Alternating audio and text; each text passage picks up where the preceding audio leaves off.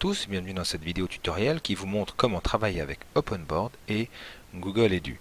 Alors Google Edu, c'est donc eduge.ch, cet espace qui vous permet de stocker des fichiers, mais également de collaborer en ligne avec les élèves et d'avoir accès à toute une série d'applications qui sont utiles pour l'enseignement. Et puis OpenBoard vous permet d'annoter et d'afficher des documents en classe pour les élèves.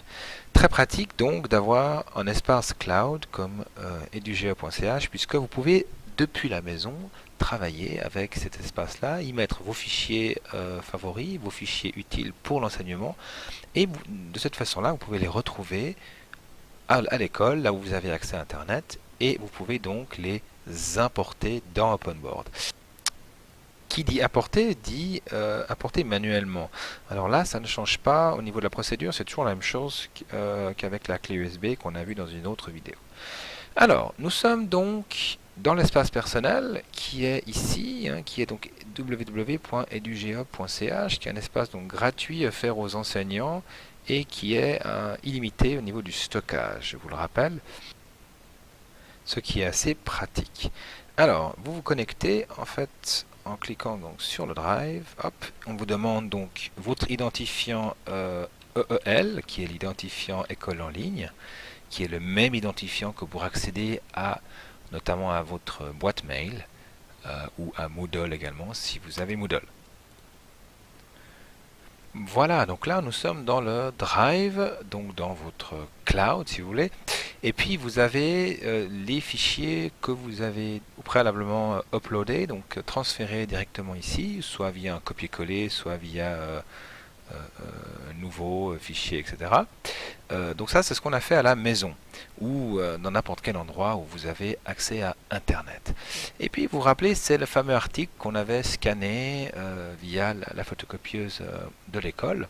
Et maintenant j'aimerais travailler sur cet article avec les élèves. Donc j'aimerais l'afficher et annoter différentes choses donc via OpenBoard. Qu'est-ce qu'on fait? On va donc faire un clic droit sur la souris et on le télécharge. On peut faire beaucoup de choses, mais nous on le télécharge. Voilà. Alors, on me demande l'analyse antivirus, mais c'est pas grave. On saute et je vais le télécharger. Pour la petite histoire, je peux le mettre alors je peux le mettre dans mon disque réseau, ou je peux le mettre sur le bureau et puis de façon à pouvoir le récupérer rapidement après. Puis bon, il ne sera pas forcément enregistré, mais alors on va le mettre peut-être dans le disque réseau. Alors, il existait déjà, c'est pas grave, on le remplace.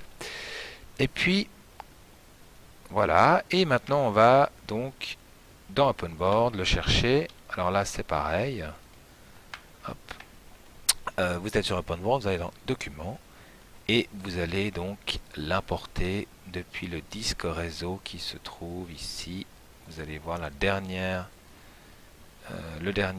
fichier que vous avez modifié. Il s'agit donc de celui-là. Hop, je l'ouvre. Et voilà. Et donc là de nouveau, 44 pages, ça prend un tout petit peu de temps pour charger. Mais une fois qu'il est chargé, on peut donc l'ouvrir, le travailler avec les élèves. Et lorsque l'on a fini de travailler sur ce fichier et qu'on veut en garder une copie, eh bien on va l'exporter de nouveau manuellement. Il n'existe toujours à l'heure actuelle pas d'autre façon de faire. Donc là on a le fichier qui est là, on peut donc l'ouvrir à la page que l'on souhaite. Voilà, faire des choses que l'on doit faire.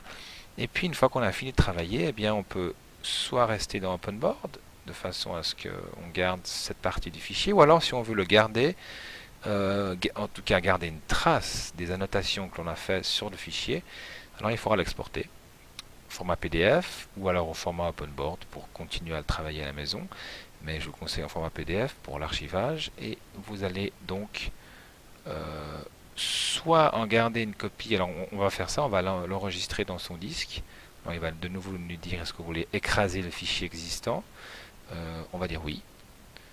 Donc du coup les modifications que l'on vient de faire vont bien être enregistrées sur le fichier. Voilà. Et puis une fois que l'enregistrement est fait, que l'export est fait, je vais retourner dans mon cloud. Donc je peux sortir de OpenBoard, je retourne dans mon cloud et qu'est-ce que je vais faire? Eh bien je vais tout simplement aller Alors je peux faire un en drag and drop, donc je vais en glisser-déposer.